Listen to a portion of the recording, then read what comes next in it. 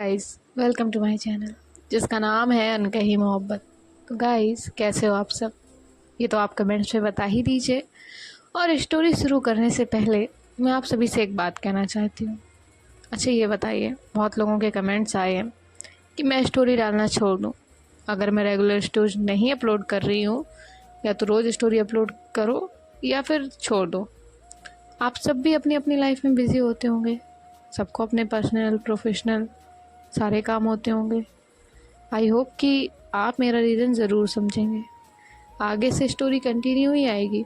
और आप सभी का बहुत बहुत शुक्रिया कि आप सभी ने हमारी स्टोरी को इतना प्यार दिया और इतना वेट किया स्टोरी का। एंड आई एम सॉरी कि मैंने आपको इतने टाइम तक वेट कराया। और एक शिकायत मुझे भी है आप सभी से। अब सबको अगर स्टोरी अच्छी लग रही है या बुरी लग रही है तो जो भी है उसका कमेंट करिए। हाँ, इतना तो आप कर ही सकते हैं, तो प्लीज़ कमेंट करिए, लाइक करिए, चैनल को शेयर करें और सब्सक्राइब भी करें, जिससे हमें भी मोटिवेशन मिलेगी। तो आते हैं हमारी स्टोरी पे, जिसका नाम है इसके एक सुकून, यानी कि अपूर्वा और आराधना की कहानी रूह के जुबानी। तो गाइज, जैसा कि आपने इनके पिछले पार्ट में सुना ही था कि आरव ने आराधना के साथ बहुत गलत तरीके से ज़बरदस्ती की थी। और उसके बाद जो है वहाँ पे नेहा, जानवी और अपूर्वा आते हैं। वो आराधना की इस तरह की हालत देखकर शॉक्ड होते हैं और सबकी आंखों में जो है आंसू होते हैं। उसके बाद जो है जो जानवी है वो अपूर्वा से कहती है कि वो आराधना को कंफर्ट करे, और वो नेहा को लेकर वहाँ से चली जाती है। जिसके बाद जो अपूर्वा है वो आराधना को हक करके उससे माफ़ी मांग रही होती है। अब आगे सुनते हैं। तो अपूर्वा आराधना से माफ़ी मांगती है, जिस पे आराधना कहती है, इसमें आपकी कोई गलती नहीं है। मैंने ही अपनी माँ के बारे में सोचकर आरव से शादी कर ली, इसीलिए तो आज ये दिन आया। उस वक्त अगर मैंने थोड़ा भी अपने खुद के बारे में सोचा होता तो शायद आज सच कुछ और होता। जिस पे अपूर्वा कहती है, मैं इस आरव को छोड़ूंगी नहीं, मैं इसकी जान ले लूँगी। ऐसा कहकर वो वहाँ से उठ के जाने लगती है। तभी जो आराधना है वो उसका हाथ पकड़ती है और उसे रोकते हुए कहती है, आप कुछ नहीं करेंगी और ना ही कहीं जाएंगी अपूर्वा। मैं ये सब एक बार को सह भी लूँगी, लेकिन आपको अगर कुछ हुआ तो मैं नहीं हैंडल कर पाऊँगी। तो अपूर्वा कहती है, मुझे कुछ नहीं होगा, बार बार ये सब क्यों सहना है। मैं एक ही बार में सब कुछ ख़त्म कर दूँगी। मैं इस आरव को ही ख़त्म कर दूँगी, जिसकी वजह से प्रॉब्लम है, मैं इसे ही नहीं रखूँगी। तो आराधना कहती है, मैंने कहा है ना, आप कुछ नहीं करेंगे। अपूर्वा, मेरे लिए इस तकलीफ़ से ज़्यादा बड़ी ये तकलीफ़ होगी कि आपको एक खरोच भी आए तो जान निकल जाएगी मेरी। और रही बात आरव की, तो वो इतना घटिया इंसान है जो मेरे साथ ये सब कर सकता है। तो सोचिए ना, वो तो आपसे पहले से ही नफ़रत करता है, वो कुछ भी कर सकता है। प्लीज़ आप समझिए मेरी बात को। तो अपूर्वा उसका हाथ पीछे करती है और कहती है, वाह, तो क्या करूँ? कुछ भी नहीं करूँ? वो इंसान मेरे प्यार को बार बार हर्ट करता रहेगा और मैं कुछ ना करूँ, बस हाथ पे हाथ रख के बैठी रहूँ और जो हो रहा है वो होने दूँ? वाह आराधना, लेकिन ये मुझसे नहीं होगा। मैं नहीं कर सकती हूँ ये सब। मैं आपको तकलीफ़ होते हुए नहीं देख सकती। तो आराधना कहती है, हाँ, तो मेरी तकलीफ़ की वजह से मैं आपको तकलीफ़ दे दूँ? और रही बात मेरे साथ कुछ होने की, तो आप हैं ना। हाँ, मानती हूँ, आज भी थी आप, लेकिन आपकी भी तो इस आरव ने ही फंसाया ना आपको। अगर आप हर वक्त मेरे साथ ही हैं तो वो आरव कुछ नहीं कर सकता है।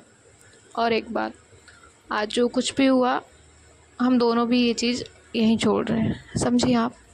और ना ही इसमें आपको कोई भी गलती है आपकी, ना ही आप खुद को ब्लेम करेंगी। तो बस खुद को ब्लेम करना बंद करिए और आप कुछ नहीं करेंगे।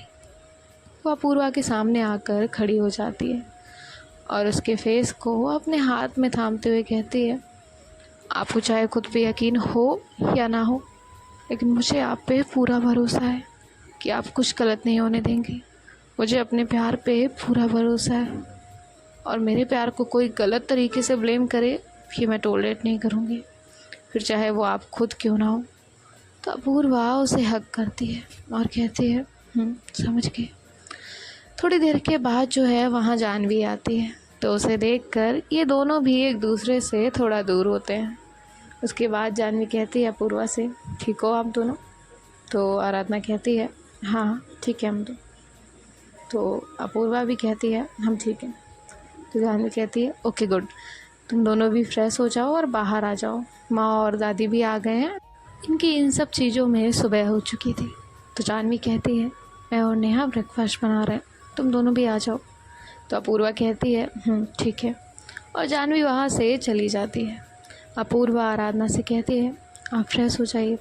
तो आराधना कहती है ठीक है, और ऐसा कहकर वो फ्रेश होने के लिए चली जाती है। आराधना अपना शावर ले रही होती है और यहाँ अपूर्वा किसी को कॉल करती है और उससे कुछ बात कर रही होती है। और थोड़ी ही देर में आराधना वॉशरूम से बाहर आती है और वो अपूर्वा से कहती है आप भी शावर ले लीजिए, मैं जानवी और नेहा की हेल्प कराती हूँ। तो अपूर्वा कहती है ठीक है, और वो भी शावर लेने के लिए चली जाती है। अब उसके बाद जो है आराधना भी अपना रेडी होकर जो है बाहर आ जाती है। वो जानवी और नेहा की ब्रेकफास्ट प्रिपेयर करने में हेल्प करा रही होती है। थोड़ी देर में ये सब ब्रेकफास्ट टेबल पे होते हैं। अपूर्वा भी वहीं आ जाती है। तो दादी उसे कहती है क्या हुआ तुम्हें, शादी अच्छे से नहीं हुई क्या? तो अपूर्वा कहती है जी दादी अच्छे से हो गई। तो दादी कहती हैं हाँ तो तुम्हारा मूड ऐसा क्यों है, उखड़ा उखड़ा? तो अपूर्वा कहती है कुछ नहीं दादू, वो वर्कलोड है ना, इतने दिन से ऑफिस नहीं गई, बस उसी को लेकर थोड़ा है। आप बताओ आपकी पूजा कैसी रही? तो उसकी दादी कहती हैं बहुत अच्छी थी, सब लोग आए थे, सबसे मिलना हुआ, सारी चीज़ें हैं। तो जितनी सारी चीज़ें थी जो दादी हैं वो बता रही होती हैं अपूर्वा को। और फिर जो दादी हैं वो आराधना से कहती हैं बेटा इस अकड़ू बॉस ने तुम्हें परेशान तो नहीं किया ना काम को लेकर? तो आराधना कहती है नहीं दादी, वो हम सब थक गए हैं ना, इसलिए सब ऐसे हैं, बाकी इन्होंने नहीं मुझे परेशान किया। तो अपूर्वा की माँ कहती है चलो तुम सब ब्रेकफास्ट भी कर लो या बस बातें ही कर रहे हो? और वो अपूर्वा की दादी से कहती हैं माँ आपको कितनी बार कहा है आप खाते टाइम बात ना करें, आप क्यों नहीं सुनती हैं? तो अपूर्वा की दादी कहती हैं कहने को बस मैं इसकी सास हूँ, बाकी सच की तो यही है, यही मेरी सास बनी हुई है। तो सब हंसने लगते हैं और अपना अपना ब्रेकफास्ट करने लगते हैं। अपूर्वा देखती है कि आराधना कुछ सोच रही है, वो खा नहीं रही है। तो जो अपूर्वा है वो आराधना का हाथ टाइटली होल्ड करती है और आंखों से खाना का इशारा करती है। तो आराधना भी अपना ब्रेकफास्ट कर रही होती है। अब थोड़ी देर में इनका ब्रेकफास्ट वगैरह जो है हो जाता है। उसके बाद अपूर्वा की माँ जानवी से कहती हैं बेटा आप लोग यहीं रेस्ट कर लो, बहुत थके हुए लग रहे हो, थोड़ी देर यहीं सो जाना, बाद में चले जाना। वैसे भी अपूर्वा भी घर पे ही है, तो आप लोग कहाँ ऑफिस जाओगे? तो जानवी कहती है जी आंटी हम रुकने ही वाले हैं। तो उसकी माँ कहती है ठीक है, और वो दादी से कहती है चलिए माँ मैं आपको आपके रूम में छोड़ देती हूँ। तो दादी कहती हैं नहीं तुम जाओ सो जाओ, तुम भी थक गई होगी। और दादी आराधना से कहती हैं बेटा तुम मुझे रूम तक लेकर चलो। तो आराधना कहती है जी दादी चलिए। आराधना अपनी जगह से उठती है और वो दादी को उनके रूम में लेकर जा रही होती है। रूम में जाने के बाद आराधना दादी को अच्छे से बेड पे लेटाती है। तो दादी उसे कहती हैं बैठो यहाँ। तो आराधना वहीं दादी के पास बैठ जाती है। दादी आराधना से कहती हैं तुम दोनों में सब ठीक है, मुझे तुम कुछ सही नहीं लग रही हो। तो आराधना कहती है जी दादी सब ठीक है, हम सब थके हुए हैं, बस यही वजह है। आराधना दादी को परेशान नहीं करना चाहती थी, इसीलिए वो उनसे कुछ भी नहीं कहती है। अब दादी और आराधना आपस में बातें कर रहे होते हैं। यहाँ पे जो जानवी है वो अपूर्वा से कहती है तुम ठीक हो? तो अपूर्वा कहती है हाँ ठीक हो, लेकिन मैं इस आरव को ठीक नहीं रहने दूंगी। तो जानवी कहती है नहीं अपूर्वा तुम उसे कुछ नहीं करोगी। तो अपूर्वा कहती है क्या मतलब कुछ ना करूँ, वो कुछ भी करेगा और मैं देखती रही। आज अगर इसे मैंने कुछ नहीं कहा ना तो एक बार और बदतमीजी पे आ जाएगा। तो जानवी कहती है नहीं वो नहीं करेगा और इसे हम करने का मौका ही नहीं देंगे। तुम कुछ भी बहाने बनाकर आराधना को अपने पास ही रखना, और रही बात उसे कुछ करने की तो सोचो तुम अगर उसे कुछ भी कर दो तो इससे ज़िंदगी तुम्हारी और आराधना की ही बर्बाद होगी। उसका बाप तुम लोगों को सुकून से बैठने भी नहीं देगा। क्यों ऐसा करना है फिर? और थोड़ा उसके बारे में भी सोचो, उसे भी तुम्हारे सपोर्ट की ज़्यादा ज़रूरत है, तो उसके पास रहो, उसे अच्छे से कंफर्ट करो। ये सारी चीज़ें हम बाद में देख लेंगे। तो अपूर्वा कहती है ठीक है। जान्हवी उसे कहती है जाओ तुम थोड़ी देर रेस्ट करो, मैं आराधना को भी भेजती हूँ, मैं और नेहा जाते हैं दादी के पास कुछ देर। तो अपूर्वा कहती है हाँ ठीक है, लेकिन तुम दोनों को भी रेस्ट करना है, नेहा थकी हुई लग रही है। जान्हवी कहती है हाँ तुम हमारी फिक्र मत करो, जाओ। तो अपूर्वा वहाँ से अपने रूम में चली जाती है। यहाँ जान्हवी नेहा को लेकर दादी के रूम में जाती है और कहती है दादी से, दादी हमसे भी बात कर लो, आप दोनों का कुछ पर्सनल चल रहा है क्या? तो दादी कहती हैं कुछ पर्सनल नहीं है। तो जान्हवी कहती है अच्छा चलो आज हम बातें करते हैं, आराधना आप जाओ, हम हैं दादी के पास। तो आराधना दादी की तरफ देखती है तो दादी उसे कहती हैं जाओ ये दोनों है मेरे पास। तो आराधना वहाँ से जाने लगती है। तो नेहा उसे कहती है अपूर्वा के रूम में जाना। तो वो कहती है ठीक है, और वो वहाँ से चली जाती है अपूर्वा के रूम में। यहाँ जान्हवी, नेहा और दादी बहुत अच्छे से मजाक मस्ती करते हुए बातें कर रहे होते हैं। आराधना अपूर्वा के रूम में जाती है तो वो देखती है कि अपूर्वा टेक लगाकर बैठी हुई है और कुछ सोच रही है। तो वो रूम में जाती है और डोर लॉक करके अपूर्वा के साइड में आकर बैठ जाती है और उसे हक करती है और कहती है क्या सोच रही हो? तो अपूर्वा कहती है कुछ नहीं, हो गई आपकी दादी से बात? क्या कह रही थी वो? तो आराधना उसे बताती है और जो है ऐसे ही बातें करते करते जो है आराधना सो जाती है। अपूर्वा उसे बेड पे अच्छे से लेटाती है और तो उसे ब्लैंकेट उड़ाती है। तभी जो है उसके फ़ोन में कुछ नोटिफिकेशन आता है, जिसके बाद वो अपने जगह से उठती है और आराधना के सर पे हाथ फेरते हुए कहती है आई एम सॉरी आराधना, मैं आपकी बात नहीं मान रही हूँ, लेकिन मैं ऐसे चुप नहीं रह सकती। जितनी तकलीफ़ आपको आरव ने दी है उतनी उसे तो मिलनी ही चाहिए। ऐसा कहकर वो वहाँ से चली जाती है। अपूर्वा आरव के साथ क्या करेगी ये तो हम देखेंगे ही, लेकिन क्या अपूर्वा को आराधना और जाह्नवी की बात मान लेनी चाहिए थी? लेकिन अपूर्वा भी तो गलत नहीं थी। अगर किसी के प्यार के भी साथ अगर कुछ ऐसा गलत होता है तो वो इंसान रिएक्ट तो करेगा ही, और वही करने अपूर्वा भी जा रही थी। लेकिन वो इस बात का जिक्र तक किसी से नहीं करती है और वो बहुत गुस्से में बाहर आती है, अपनी कार निकालती है और उसे आरव की लोकेशन तो पहले ही मिल चुकी थी, जिसके लिए वो निकल जाती है। अपूर्वा बहुत स्पीड में कार ड्राइव कर रही होती है। यहाँ आराधना जब करवट लेती है तो उसे फील होता है कि वहाँ अपूर्वा नहीं है, तो वो तुरंत उठती है, वो देखती है वहाँ अपूर्वा सच में नहीं होती। फिर उसे लगता है शायद वो वॉशरूम में होगी, तो वो उसे आवाज़ लगा रही होती है, लेकिन कोई भी रिस्पॉन्स नहीं आता है। तो वो उठ के चेक करती है तो वॉशरूम में भी कोई नहीं होता है। अब उसे थोड़ा डर लगने लगता है और वो रूम से बाहर आती है। वो जाह्नवी और नेहा के पास जाती है और वहाँ देखती है तो अपूर्वा वहाँ भी नहीं होती है। तो जाह्नवी उसे वहाँ परेशान देखकर कहती है क्या हुआ? तो आराधना कहती है वो पता नहीं अपूर्वा कहाँ गई है, मैं सो गई थी और जब उठी तो देखा अपूर्वा वहाँ नहीं है।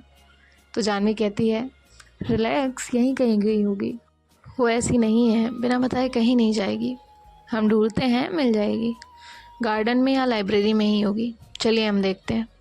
और उसके बाद जो है ये सब मिलकर उसे ढूंढने लगते हैं। वो सब हर जगह ढूंढते हैं, लेकिन उन्हें अपूर्वा कहीं पे भी नहीं मिलती। अब ये सब जो है अब परेशान हो जाते हैं और अपूर्वा के ना मिलने पर जाह्नवी जो है उसे अपूर्वा की कई बातें याद आ रही होती हैं, जो कि उसने कहा होता है कि वो ऐसे चुप नहीं बैठ सकती, वो आरव को नहीं छोड़ेगी। वो आराधना से कहती है उसे कॉल करो। तो आराधना कहती है मैं कब से कोशिश कर रही हूँ, लेकिन वो कॉल नहीं पिक कर रही है। तो जाह्नवी कहती है ठीक है तुम कोशिश करती रहो, मैं कुछ और ट्राई करती हूँ। ऐसा कहकर वो किसी को कॉल करती है और अपूर्वा की लोकेशन सर्च करने का कह देती है। अब जो आराधना है वो वहीं बैठ जाती है और रोने लगती है। नेहा उसे संभालती है। आराधना कहती है ये सब मेरी वजह से हो रहा है, पता नहीं अपूर्वा कहाँ गई है। तो नेहा उसे समझाते हुए कहती है तुम टेंशन मत लो, मिल जाएंगी, वो यहीं कहीं होंगी, ड्राइव कर रही होंगी, शायद इसीलिए कॉल नहीं पिक कर रही।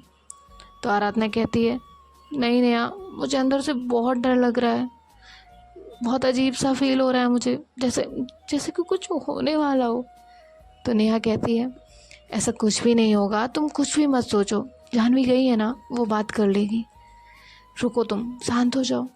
तभी वहाँ जाह्नवी आ जाती है और कहती है थोड़ी देर में लोकेशन मिल जाएगी हमें, आराधना आप टेंशन मत लो, वो यहीं कहीं गई होगी।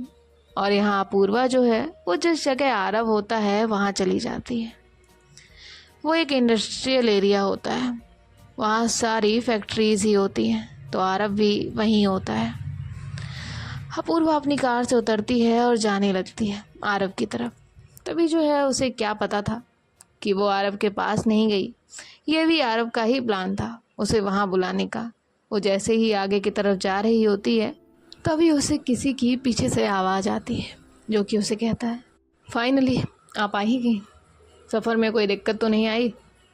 तो अपूर्वा पीछे टर्न होती है तो देखती है वहाँ आरव खड़ा है। वो अपनी मुट्ठी बहुत टाइट बंद करती है और कहती है मेरा सफ़र तो पता नहीं, लेकिन तुम्हारा आने के बाद वाला जो भी सफ़र होगा ना, वो तुम सही से तय नहीं कर पाओगे। तभी जो आरव है वो हंसता है और कहता है क्या अपूर्वा, हमेशा जल्दी जल्दी में फ़ैसले ले लेती हो, तुम बिल्कुल नहीं ना बदली, अपने गुस्से के आगे तुम्हें कुछ भी नहीं दिखता है। ज़रा नज़र उठा के देख तो लो, सफ़र किसका ख़त्म होने वाला है। तुम्हें क्या लगा मैं इतनी ईजी तुम्हें यहाँ आने दूँगा? ये भी तो मेरा ही प्लान था तुम्हें यहाँ बुलाने का। आखिर मुझे अपनी प्यारी बहना से अपने थप्पड़ का बदला जो लेना है।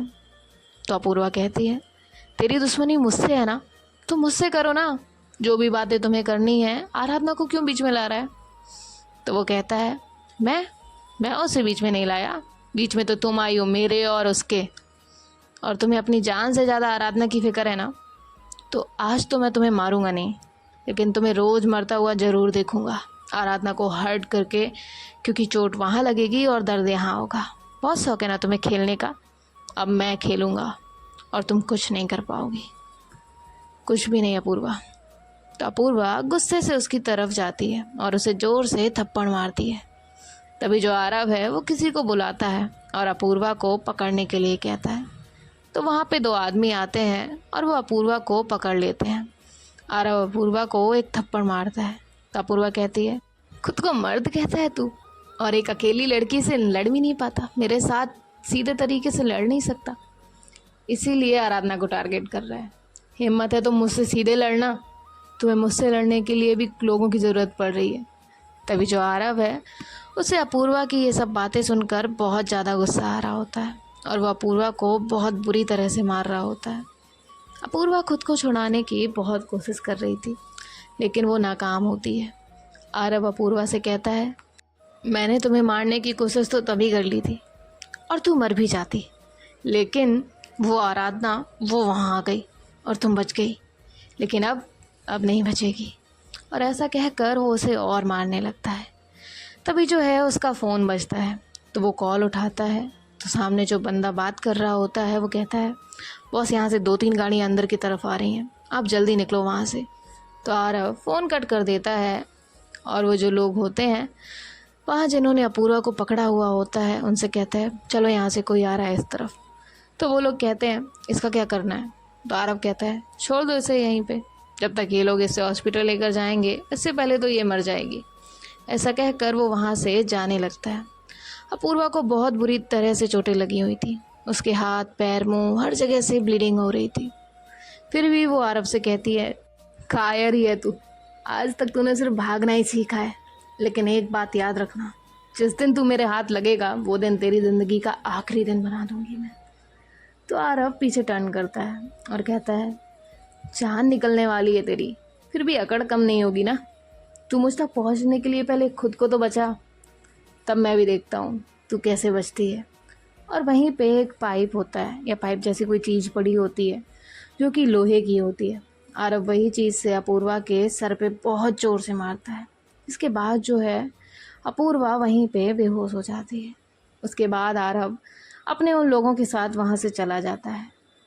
थोड़ी देर के बाद जो है वहाँ कुछ गाड़ियाँ आकर रुकती हैं, जिसमें से अपूर्वा के दोस्त भागते हुए बाहर निकलते हैं। वो देखते हैं कि अपूर्वा वहाँ पे जख्मी हालत में पड़ी हुई है, तो वो सब उसके पास जाते हैं। वो सब उसे उठाने की कोशिश करते हैं, लेकिन उसका बहुत ज़्यादा ब्लीडिंग होने की वजह से वो बेहोश हो चुकी होती है। वो सब उसे गाड़ी में बिठाते हैं और जो है हॉस्पिटल की तरफ लेकर जा रहे होते हैं। इन सबको जानवी ने वहाँ पे भेजा होता है क्योंकि जानवी को वहाँ पहुँचने में बहुत ज़्यादा टाइम लगता। इस वजह से वो अपने बाकी के दोस्तों को जो है अपूर्वा के पास भेजती है। अब इनमें से एक दोस्त जो है वो जानवी को कॉल करता है, तो जानवी कॉल पिक करती है और कहती है, क्या हुआ, कुछ पता चला अपूर्वा के बारे में?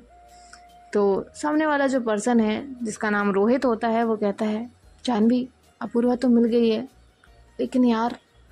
तो जानवी कहती है, क्या लेकिन, वो ठीक है ना? तो रोहित कहता है, उसकी पूरी बॉडी से ब्लड बह चुका है, बहुत चोटें लगी हुई हैं, उसके सर पे हर जगह सब जगह चोट लगी है, उसका बहुत ज़्यादा ब्लड लॉस हो रहा है, वो होश में भी नहीं है, हम उसे हॉस्पिटल ही लेकर जा रहे हैं, प्लीज़ तुम जल्दी आ जाओ, उसकी हालत बहुत ख़राब है। जानवी ये सब सुन के अपनी जगह पे ही फ्रीज़ हो जाती है, उसकी आंखों से आंसू आ रहे होते हैं। नेहा और आराधना जब जानवी को ऐसे देखते हैं तो वो दोनों भी उसके पास चले जाते हैं और कहते हैं, क्या हुआ, बोलोगी कुछ? तो जानवी कुछ भी नहीं कह रही होती। तभी जो आराधना है वो जानवी को थोड़ा सा हिलाती है, तो जानवी जो है वो अपने होश में आती है। आराधना कहती है, बोलिए ना, क्या हुआ, अपूर्वा कहाँ है, वो ठीक तो है ना, बोलिए ना, वो मिल तो गई है ना? तो वो जानवी जो है वो रोते हुए कहती है, हाँ अपूर्वा मिल गई है। तो आराधना कहती है, हाँ तो ये अच्छी बात है ना, वो मिल गई है, आप इतना रो क्यों रही है, बात क्या है? तो जानवी आराधना से कहती है, वो मिल तो गई है, लेकिन उसकी कंडीशन बहुत ख़राब है, उसकी पूरी बॉडी पे चोटें आई हैं, ब्लीडिंग हो रही है, वो बेहोश है, उसे हॉस्पिटल लेकर गए हैं। ये सुन के जो आराधना है वो वहीं बैठ जाती है। आराधना कुछ भी नहीं कह रही होती है, उसे एक तरह का सदमा ही लगा होता है। तभी जो है वहाँ पे नेहा का ध्यान जाता है कि अपूर्वा की माँ भी वहीं खड़ी है और उन्होंने भी इनकी बातें सुन ली हैं। नेहा जानवी को कहती है, आंटी। तो जानवी पीछे देखती है तो वो देखती है कि वो भी रो रही हैं और वो नीचे गिरने ही वाली हैं। तभी जो जानवी है वो जाती है उनके पास और उन्हें संभालती है। वो जानवी से कहती है, क्या हुआ है मेरी बच्ची को, कहाँ है वो, और तुमने उसे अकेले कैसे जाने दिया? तुम हमेशा उसके साथ जाती हो ना, क्यों भेजा है उसे अकेले? बोलो जानवी, कहाँ है अपूर्वा? ऐसा कहते हुए वो भी बहुत ज़्यादा रो रही होती है। अब गाइस देखते हैं कि आने वाले पार्ट में क्या होगा। ये सुनने के लिए आप सभी कहीं मत जाइए और जुड़े रहिए हमारे साथ और सुनते रहिए इसके एक सुकून। सो बाय बाय, टेक केयर, ख्याल रखिएगा।